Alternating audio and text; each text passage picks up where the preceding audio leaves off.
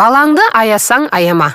Кезінде Америкада тұратын, байлығы аузы мұрнынан шыққан бір адам бақуатты кісі болса да, қызық мінездің иесі болыпты.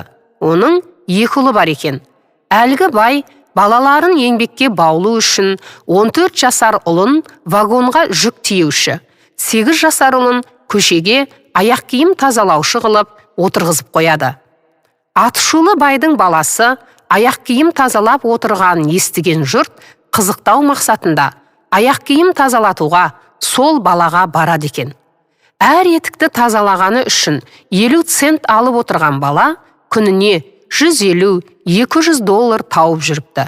Тіпті сол көшеден өтетін жұрт әлгі балаға аяқ киімін тазалатуды әдетке айналдырып, оған тіпті артығырақ $5-10 ақша тастап отырған деседі.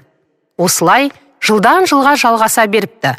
Ақыры аяқ киімнің қыр-сырын меңгеріп, ел жұртқа қандай аяқ киім керек екенін әбден біліп алған манағы бала, бұғанасы қатқасын аяқ киімге арналған крем шығаратын, зауыт пен сапалы аяқ киім сататын дүкендер желісін ашады. Ал ұлдың үлкені 7-8 жылдың ішінде өзі жұмысқа кірген фирманың басшысына дейін көтеріліп, кейінірек жүк тасымалдайтын агенттік ашады. Америкадағы ең атақты бір жүк тасымалдайтын компанияның иесі атанады.